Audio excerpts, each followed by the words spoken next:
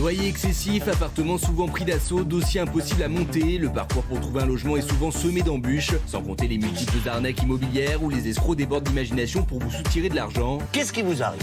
Parmi les arnaques les plus courantes, les locations fantômes, de fausses annonces mises en ligne par de faux propriétaires qui demandent des versements de dépôt de garantie pour vous garantir la location, mais aussi l'usurpation d'identité, souvent réalisée lorsque vous remettez votre dossier avant une visite, où les escrocs vont pouvoir utiliser vos informations personnelles pour créer de faux papiers. Bref, de nos jours, les arnaques immobilières sont nombreuses et il faut toujours bien se renseigner avant d'entamer quelconque démarche. Heureusement, ce soir, notre spécialiste en immobilier David Broman est avec nous et il va vous donner toutes les astuces pour flairer les arnaques et pour ne plus jamais vous faire avoir. David Broman, bonsoir, bienvenue dans TPMP l'été. Alors c'est vrai que c'est... Je crois que tous, on a été victimes de, au moins une fois dans sa vie, d'une arnaque immobilière. Alors, plus ou moins grave. Dans mon cas, ça a été extrêmement grave. Combien? 2,7 millions. Mais non, vous n'avez pas perdu 2 millions. C'était quoi l'arnaque? C'était un 2,7 millions. Un parking à Paris. C'était un immeuble qui était complètement naze, quoi. Voilà. C'était de la défisque. Voilà. Un Malraux. Un Malraux, exactement. Mais on en parlera tout à l'heure. Alors, moi, je veux qu'on aide les gens qui nous regardent à faire le bon choix. Déjà, comment est-ce qu'on peut flairer une annonce suspecte? Alors, vous parlez de location ou d'achat? On va dire la location, parce qu'il y a beaucoup de gens qui louent, d'ailleurs c'est un problème. Il y a des gens qui achètent, mais c'est plus souvent dans la location qu'il y a des problèmes que dans l'achat, globalement. Ouais, c'est vrai. Pour la location. Alors, là où il y a le plus d'arnaques, c'est dans les locations de vacances. C'est pas tellement dans les locations d'appartements pour tous les jours. Donc, on va distinguer les deux types d'arnaques. Dans la location de vacances, grosso modo, si tu vis dans un 2 pièces à Cergy toute l'année et que tu te retrouves à avoir les moyens de louer une villa au mois d'août à Saint-Tropez avec piscine, déjà, il faut se poser une question. Oui, là, jusque-là, on n'était pas si con. Mais j'en doute pas. Quand même. Le principal point auquel il faut faire attention sur les sites, les plateformes de voyage qu'on connaît tous, c'est les avis et c'est surtout celui qui met en location l'appartement. Donc ça doit être ce qu'on appelle un super host. Ça doit être un type qui est réputé, qui a fait toute une tonne de voyages, etc. Et il doit avoir plein de comments. Maintenant, il y a des arnaqueurs qui sont très très bien rodés. Mettre des faux commentaires, etc. Alors, c'est plus difficile maintenant de mettre des faux commentaires, mais toutefois, ça peut être un vrai type qui avait une vraie baraque avec des bons commentaires et qui tout d'un coup est acculé de dettes et qui décide de faire une arnaque. Donc il faut encore se prémunir de ça. Et pour se prémunir de ça, c'est un peu une solution de débrouille, mais c'est la seule qui vaut. Tu pars plus. Ouais, non, alors c'est pour envoyer quelqu'un sur place. Exactement. Et ça, exactement. Bien joué. C'est un peu comme pour les seuls. Faut faire un repérage. Mais pour faire un repérage, les gens ils se disent ok, mais c'est trop dur de faire un repérage. Je vais pas aller partir en vacances pour voir. Et en fait non. Sur des sites, on peut citer des sites là. 3. C'est dans le site 3, tout va bien. Oui. Bon ok, sur des sites comme Le Bon Coin, je connais pas d'autres sites qui font comme Le Bon Coin, mais sur des sites comme il y a le Père Coin. Il y a des auto-entrepreneurs qui offrent leurs services. Airbnb. C'est pas le même service. Et locationpascher.com. Non, ou sinon le site de ma boîte si tu veux. Seloger.com. Donc il y a des gens sur Le Bon Coin par exemple qui sont auto-entrepreneurs et qui s'occupent de ça, notamment avant les vacances, qui sont checkers de villas. Donc ce type-là, c'est un auto-entrepreneur, on lui fait un PayPal, on lui fait un virement, n'importe quoi, et lui, il va juste vérifier déjà que la baraque existe. Souvent, les baraques existent, mais surtout, il va taper à la porte pour dire « Est-ce que vous avez bien mis cette maison en location ?» Parce que les scams, donc les fausses annonces, c'est pas des fausses maisons, c'est des vraies maisons, avec des vraies photos qui existent réellement. C'est juste que quand on arrive... C'est pas la même.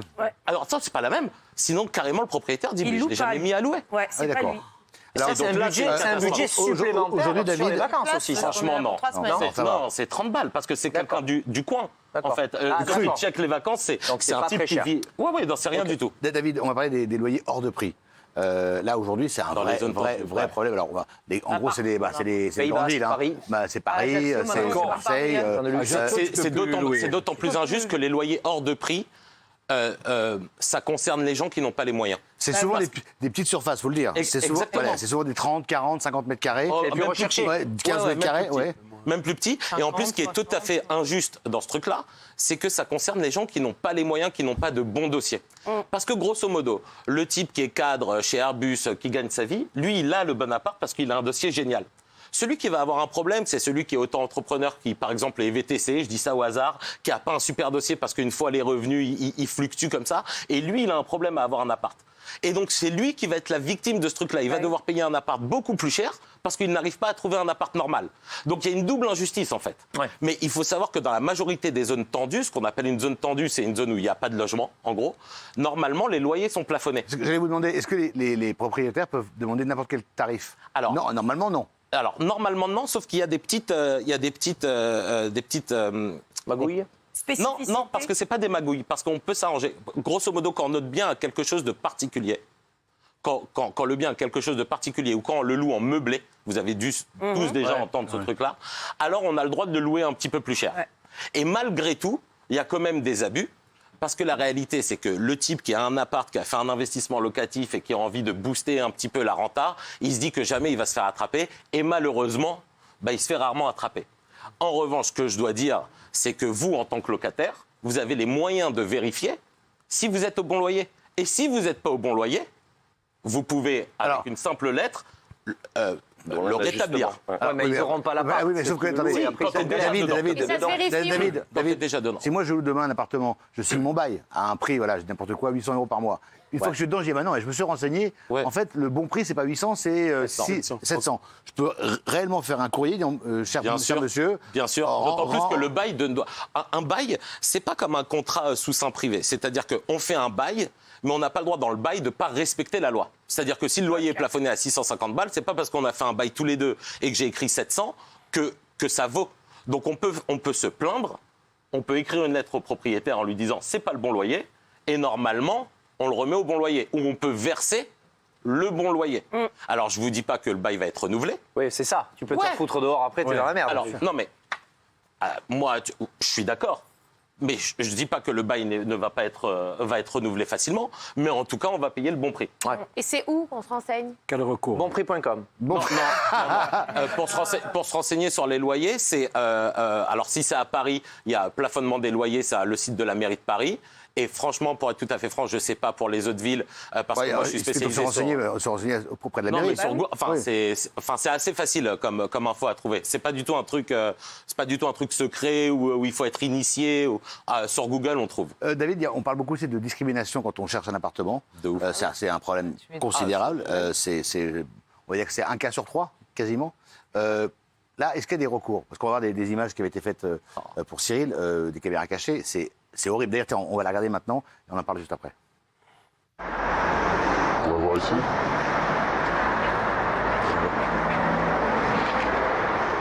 J'ai un appartement à louer. Aujourd'hui, on habite dans le 16e, on a prévu l'appartement. On s'est donné un coup sur cet appartement, on l'a acheté. On reste monnaies parce que c'est beaucoup plus grand, mais les enfants partent et au fur et à mesure on dit voilà dans 10-15 ans ça nous fera un pied à terre si on a besoin. Alors par contre on a un souci, c'est que sur notre palier, on n'est pas nombreux, la copro est nickel, c'est tout neuf, c'était 2010. Mais ils sont assez, excusez-moi le terme, ennuyeux. Ils sont en train d'ennuyer mes amis qui sont propriétaires en bac qui ont loué, qui ont mis un couple, je vous casse pas, sans méchanceté aucune ni rien, c'est des bacs. C'est pas pour eux sélectionner des gens tranquilles. Ne vous inquiétez pas, je prends des gens tranquilles, je fais très attention. Qui me ressemblent. Alors, je vais vous dire, vous inquiétez pas, moi je suis très dur là-dessus. C'est pas méchant, ne prenez pas mal ce que je vous dis. Moi, je veux. Ah non, si je donne quelqu'un, monsieur, je fais pareil pour mes appartements, je fais après. Et je vais vous dire, l'idéal pour vous, c'est les Bretons. Je vais vous dire, il n'y a pas mieux qu'eux. Vous prenez des Bretons, ou des provinciaux, qu'est-ce qu'ils font? Ils font du lundi au vendredi ils sont chez maman, papa. Bon, et des blancs, sans méchanceté aucune, que ma voisine ne me casse pas la tête. Monsieur, ne vous inquiétez pas, je vous mettrai pas des Merci beaucoup, madame. Je reviens vers vous. Merci beaucoup, très bonne journée. Alors ça, celle-là, elle est déjà... Cette vidéo, elle est déjà copieuse. Celle qu'on va voir maintenant, c'est encore plus trash. Regardez. Encore plus trash que ça. Ouais. Vous avez déjà fait appel à une agence? Moi, j'ai regardé sur Internet, je vous cache pas, pour voir un peu les prix. Oui. Voilà, ça tourne a priori entre 1500 et 1600 euros. Ouais, il faut après voir la qualité de l'appartement, etc. Je veux quelqu'un qui s'occupe de tout. Vous trouvez le locataire, machin, et tout. Oui. Je ne pas m'occuper des vies. Non, bien sûr. Pour un peu chiant, on a des voisins un peu chiants. On a des vieux, juste sur le palier à côté. C'est des racistes de malade. Donc, il ne faut pas un locataire noir, mais un locataire arabe. Vous savez qu'on se le dit entre nous, mais que je pourrais pas... Enfin bon, évidemment que je vais faire une sélection, là. C'est possible pour vous, quoi, ça sera gérable de gérer Oui, ça va être gérable. Il faut juste, bien sûr que je vais pas... je mettrai pas un arabe ni des noirs dedans, parce que si c'est pour qu'on ait un turnover derrière, c'est pas le but. On sera obligé de le remettre en location tous les 4 matins, donc c'est pas possible. Ok. Mais ces choses-là, on se les dit entre nous, on se les dit pas... Voilà. Merci de votre aide. Merci beaucoup. Bonne journée. Au revoir. Voilà, donc ça c'est la réalité, hein, ça arrive extrêmement fréquemment. Est-ce qu'on a un recours contre ça? Est-ce qu'on peut se battre contre ce genre de discrimination? Quand on est, voilà, on cherche un loyer. Et Eric, par exemple, peut-être Moi, ça m'est déjà arrivé, ça. Ah, c'est ça. Et c'est, Dans le train, sans billet. non, mais c'est vrai que c'est scandaleux parce que... Franchement, de mettre des gens comme ça dans des catégories, c'est pas parce qu'on est renois qu'on va forcément foutre le bordel ou parce qu'on est rebeu. Franchement, moi, ça me tue, quoi. Ça me tue. Qu'est-ce qu'on a comme recours, David, contre ça? Déjà, je savais pas que vous aviez tourné dans mon agence. Prenons un cas concret. Eric va dans une agence, voilà, il y a un appartement, il a un dossier tout à fait correct, voilà, avec un fiche de paie, déclaration d'impôt, tout est parfaitement carré. Il a 3 fois les revenus pour louer, et il comprend qu'en fait, il n'aura jamais l'appart parce qu'il est black. Est-ce qu'il a, lui, un recours contre cette agence? Alors, aucun recours. C'est très simple. C'est-à-dire, non, mais même, c'est-à-dire que c'est au choix du propriétaire. Donc nous, on est administrateur de biens aussi, donc on a des propriétaires qui nous disent ça. Nous, on se protège en disant, mais écoute, nous, on n'en a rien à foutre, il faut juste qu'il soit éligible aux assurances loyers impayés. Nous, c'est notre discours. On dit, noir, arabe, juif, breton, on n'en a rien à faire, s'il est éligible aux assurances loyers impayés, on le prend. Mais la réalité, c'est qu'il n'y a pas de recours. Si le type est raciste, ça veut dire que le propriétaire, on lui propose les dossiers. Si le propriétaire... même l'agence n'est pas raciste du tout. L'agence propose des dossiers. Si le propriétaire il n'aime pas ta gueule, il ne te prend pas. Et c'est horrible, mais c'est comme ça.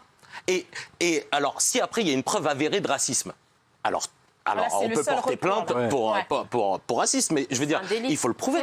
Ben oui, mais il faut le prouver. C'est-à-dire que quand on loue un appart dans des zones tendues, véritablement, vous avez un appart à louer, vous recevez 15-20 appels par jour.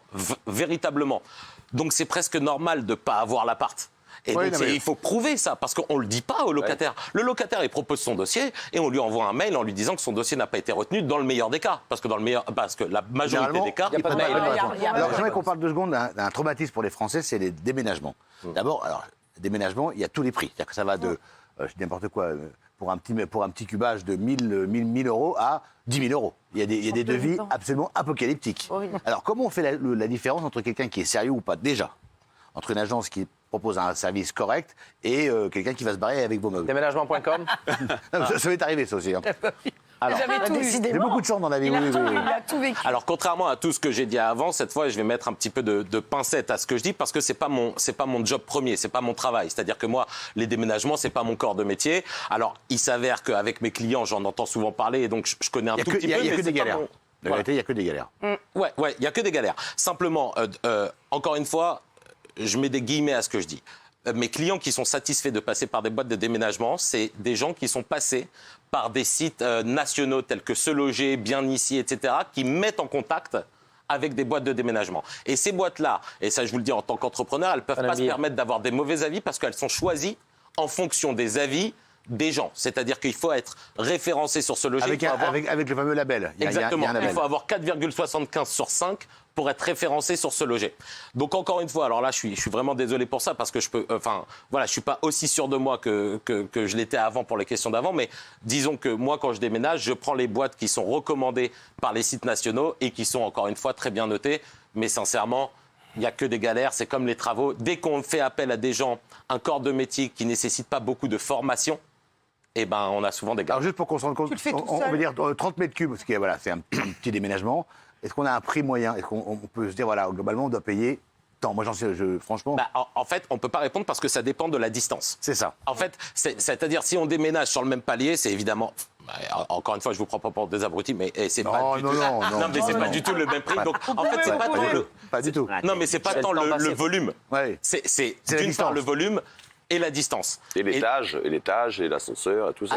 Alors, bizarrement, ça ne change pas dans le devis. Ah, d'accord. Bizarrement. Sauf pour les pièces extraordinaires, type piano, etc. Dès qu'il faut une grue, ça change. Ouais. Mais ça ne change pas dans le devis d'habiter au 5e étage. C'est vrai que c'est bizarre, hein, mais ça ne change pas dans le devis. C'est c'est des trucs qu'on croit, mais qui en fin de compte ne sont pas le cas. Comme les rez-de-chaussée, on dit que les rez-de-chaussée sont plus souvent cambriolés.